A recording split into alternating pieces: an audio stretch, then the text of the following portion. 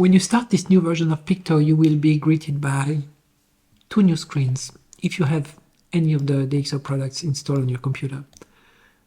And what Peakto proposes you is to create editing workspaces for both PhotoLab and PureRAW. A workspace is based on a working folder. You can either let Peakto choose it for you, or you can specify your own. Working folders is the area where Peakto might put some files. I'm going to use the default values here, and I'm just going to click on the Add to Peakto. So my editing workspaces are here, ready for me to be used. In order to fully understand how the integration with PhotoLab works, for example, let's start with by looking at a folder. I have here a folder that contains some raw files, and I've edited some of them directly in PhotoLab, and you can see next to some of the raw files there is a DOP file, which is the sidecar that PhotoLab uses to store the edits that I've performed. So I've just launched PhotoLab on this specific image, and if I go back to Photo Library and look at the folder itself, I can see that some images were edited, and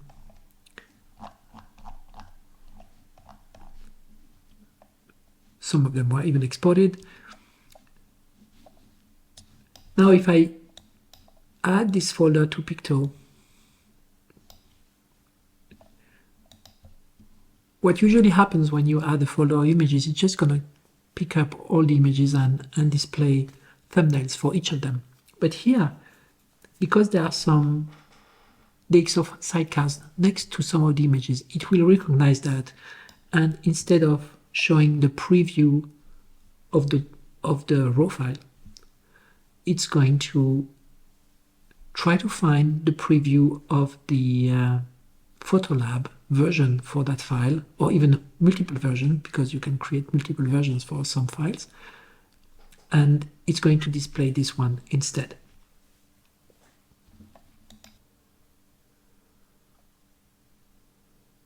As you can see, my DxO PhotoLab editing workspace now contains images, which are all the edited images, all the images that have such a DxO sidecar in the folder I just ingested. If I click on the folder, I will see more images. Of course, I'll see all the images in that folder, and some of them have a little badge that tells that it's been edited in DxO, while some of them just simply show the raw badge. So this one, again, is an image that was edited with DxO, and while the others are not. I can, of course, start from any image here and do some edits. So let's start with, say, this one.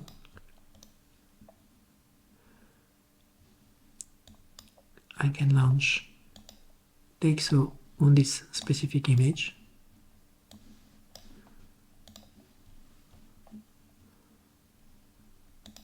Let's apply some crop.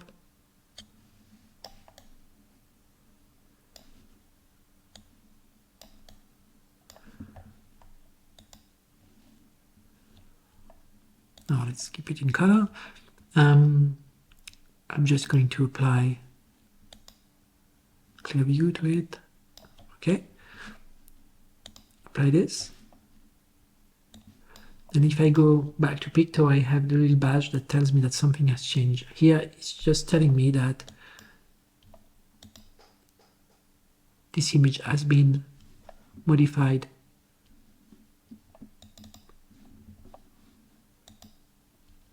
And I have one version here.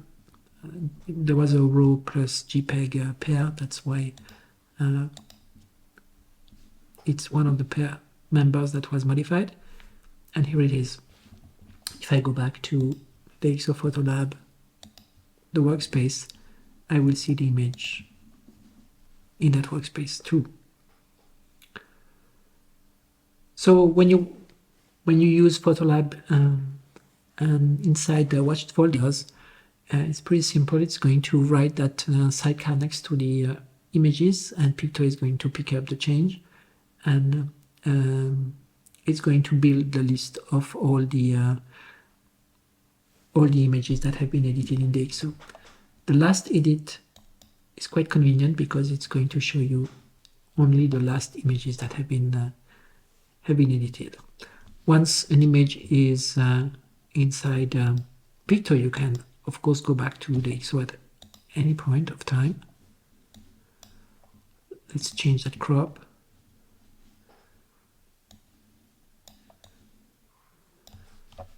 For example,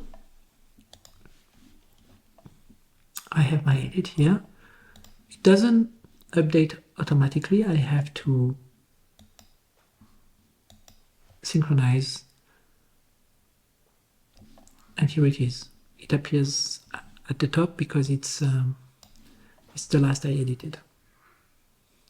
So that's the first way to work with PhotoLab using folders. But you can also make edits from catalogs. Let's edit this image in this Lightroom catalog. If I choose Edit in Workspace, I have two choices for PhotoLab. Either to edit this image in place, that means in its parent folder, whatever that parent folder is, or edit that image into the Peakto work folder for PhotoLab. In that case, it would make a physical copy of that raw file into that work folder, and I would edit it from there. I'm going to choose to edit in place. That means that it will launch PhotoLab with the image that lives in that folder. It's going to create a sidecar next to it, and Peakto is going behind the scenes to watch that folder for changes. Even though it's not a source in Peakto's sidebar, Peakto is adding that folder as an area to watch because it knows that you started an edit with an image in that folder. I'm going to do something very simple here just to put it in black and white. So here, this is the folder in which this image lives. If I go back to Peakto, now the edited image has been added to the DxO PhotoLab workspace in the last edits, or in all versions. It's there as well.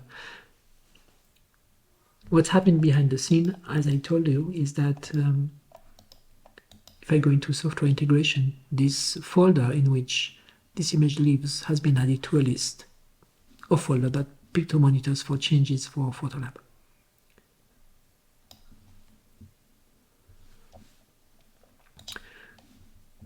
If I do a similar change on this image that lives in the same folder, for example, let's do it the same black and white change.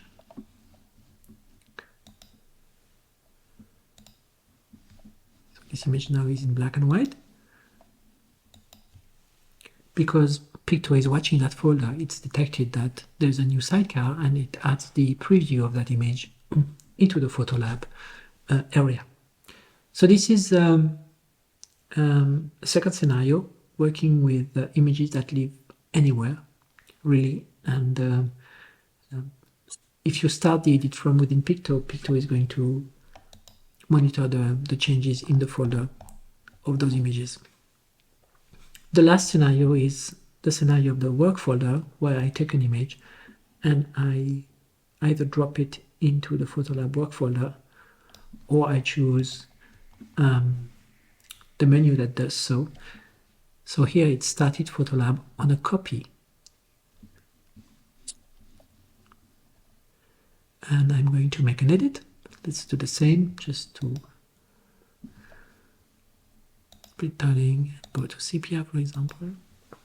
Okay.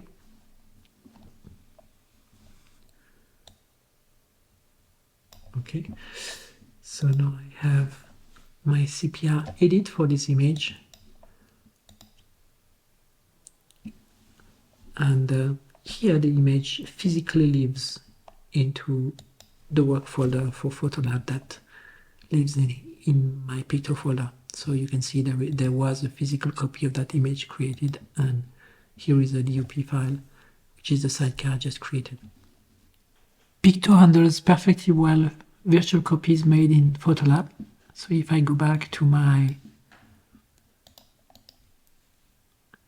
screen here, and I'm going to choose Create Virtual Copy, I do get another copy of that file, of that version. It's using the same master file. I'm going to put it back in color, apply some clear view, apply crop,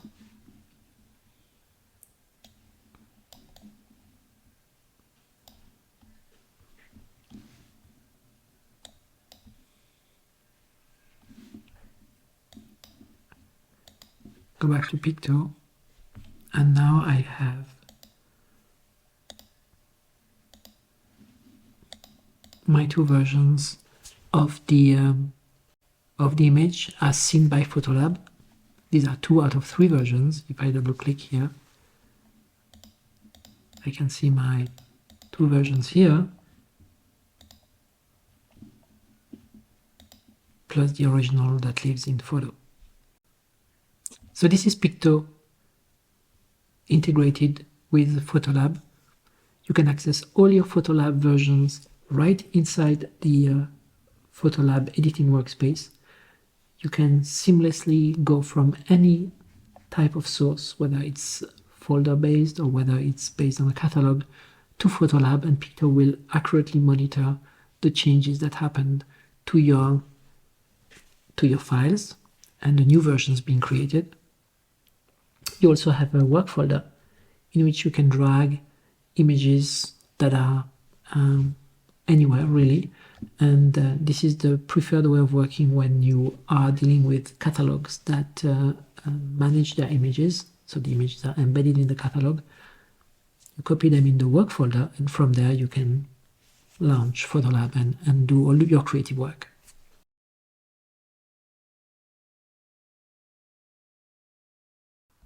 The second editing workspace that is new to Peakto is DxO PureRAW. PureRAW is a raw converter and raw optimizer. It will take a raw file and convert it into either another raw file as a DNG or a JPEG file.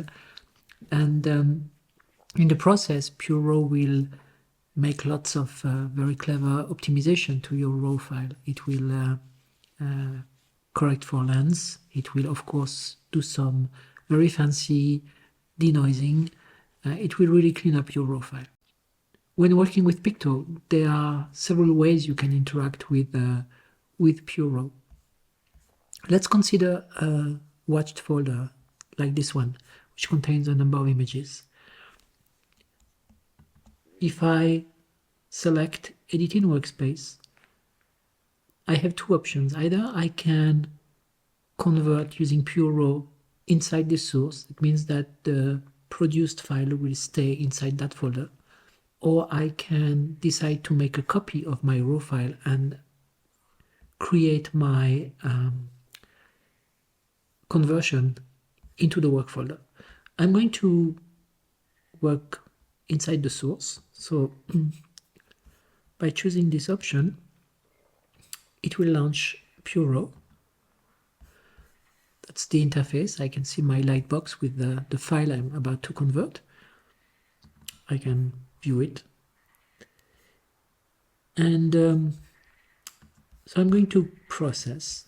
And I can then choose my raw processing and denoising technology. I'm going to use D prime. There are a number of options here available to me. And I can also do some things about file renaming. I'm not going to touch any of those. I'm going to produce a DNG, and I can even leave that option unchecked. It's just going to process the file and save it next to the original. In which case, Peakto will just detect the new file being added in the folder and will offer me to update my view on that folder in order to see the new file. So this is done. I can switch back to Peakto, and now I have this little yellow button next to my folder. I'm going to click,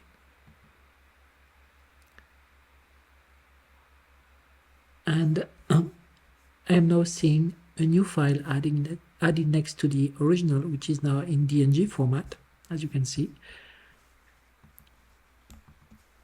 If I reveal in Finder to see what has happened,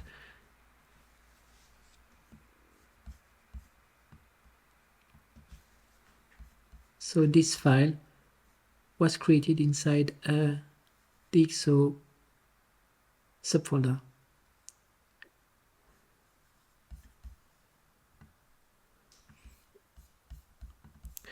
If I click on DxO PureRAW, I see my file here being referenced.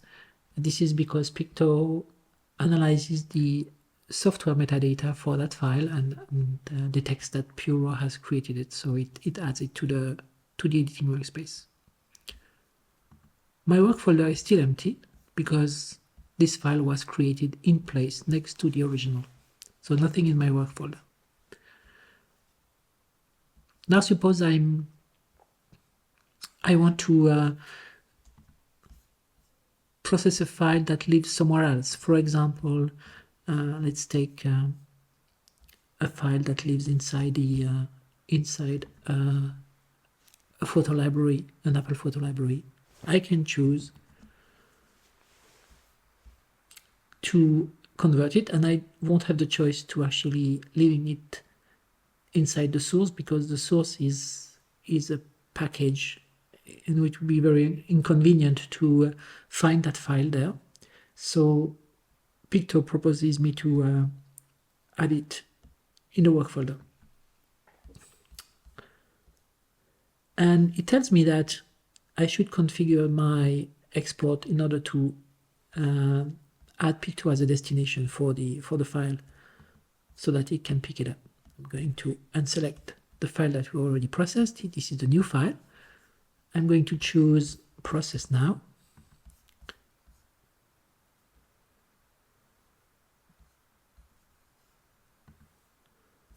Okay, I need to save those settings. I'm going to take D'Prime as the technology. It's a bit faster than the other one. And here at the end, I'm going to choose Peakto as my destination.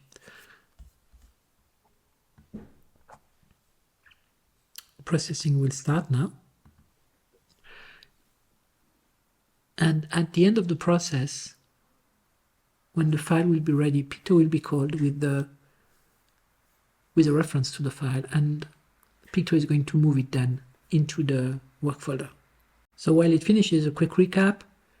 We are processing a file that is embedded in the Apple Photo Library. Once the process is finished, a new DNG will be produced. Peakto is going to be called, and we'll take that DNG file and move it into the work folder for PureRAW. If I go back, you see the work folder is now selected and the DNG that has been produced is here. I can now do something else with it. Maybe add it to Pixelmator and do some of my processing in Pixelmator. You can do various things here. What's interesting as well is that if I double click on this image, you can see that the PureRAW file clearly has been modified from the original. You can see the lens correction being applied. You can't rejudge the noise reduction here. You would need to open it in an editor in order to see that. But what's interesting is that those two versions, the original from Photos and the denoised version coming from PureRAW, are living in the same instant. So this is PureRAW inside Peakto 1.7. There is a dedicated editing workspace where you can access all the images that you produce using PureRAW conversion. They are accessed from the old versions or from the last edits menus. There is a work folder that you can use to process images that are otherwise embedded in our catalog, for example, and to make sure that those produced files live in a perfectly well identified area rather than being scattered in their original catalogs, for example.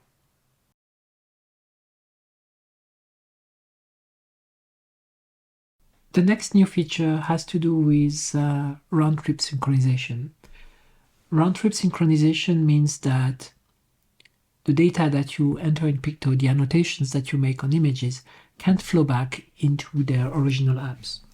In previous version, this was only limited to watched folders. That means we would write an XMP next to the image, and we would update the metadata in that XMP only in the case of watched folders. Now we have extended that to Lightroom and Capture One.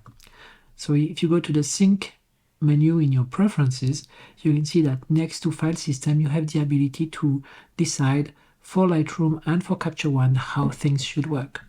So let's take an example of Capture One. In my current setup, I've set the round trip to automatic.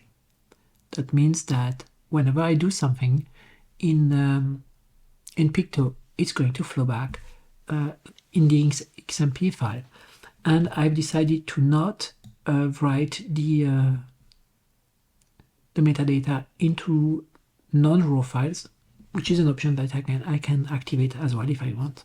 But I've chosen not to edit those files. So in that screen, I have a summary of my settings, automatic for RAW files, and nothing happening for files other than RAW. If I bring up Capture One for this catalog, I can see that I have my data that is synchronized. If I start editing in Peakto, so for example, here this image is currently 5-star. I'm going to bring it back to 3 stars. So this has written the XMP file. If I go back to Capture One, it properly reflects what is happening. If I set that to red color label, for example, go back. Sometimes it can take a few seconds for it to update, but here it is.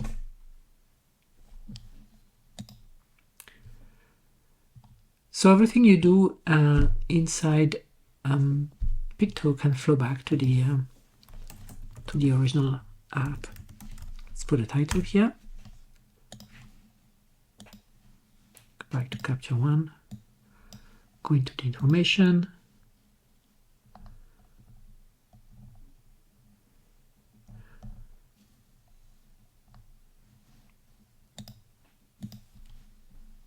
It can take some time to for the information to come up, but here it is.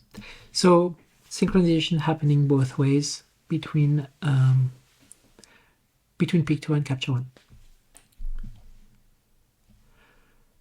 There is one thing that is important to understand, is that if I modify something here and I put this to 5 stars, say, go back to Peakto, Peakto is still showing me 3 stars because this is its own data. If I synchronize this image only, for example, I can synchronize selectively just this image. So it is still showing 3 stars because this is the data that I entered in Peakto. But if I click here, I can see that in the underlying system it's 5 stars, as we've just said it. So it's updated the underlying value, but it's still left the Peakto value to 3 stars. if this is bothering you, you can decide to reset the annotations. So this is going to remove all the annotations made in Peakto for that image or for all the images. And if I do that now, everything is clear here, and I just see the values that are coming from Capture One. You can do the same thing, reset annotation to the catalogs version for the whole source. That means for all images. It's just going to erase all the annotations entered in Peakto and just take the catalogs version as the ground truth.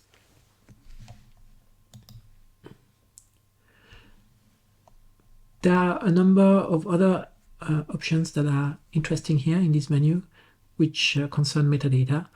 And this is when, for example, the underlying source is offline. So the masters are offline and the corresponding XMP files are offline, and you edit your metadata here.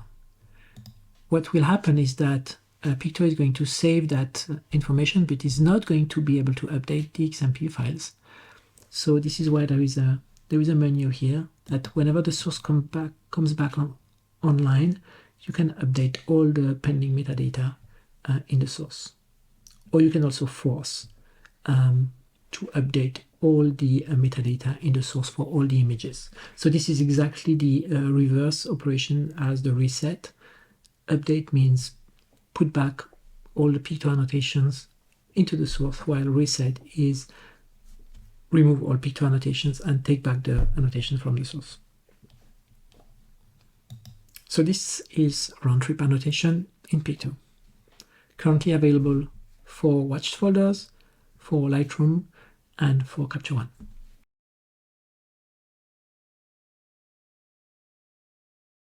There are a number of new options in the user interface that we're going to cover now.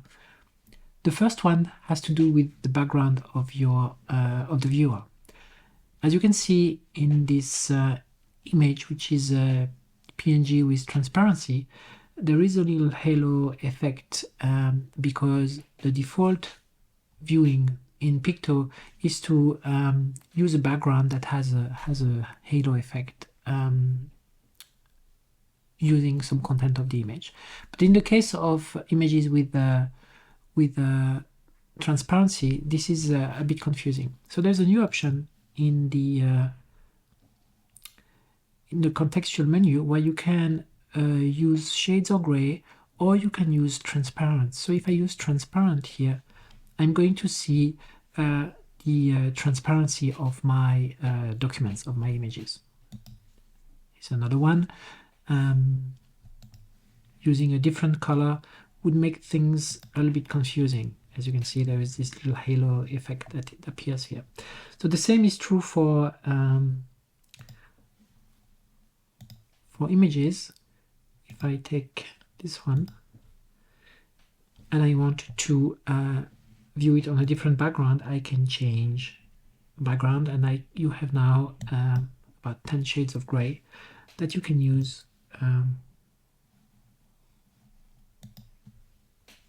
to view your images.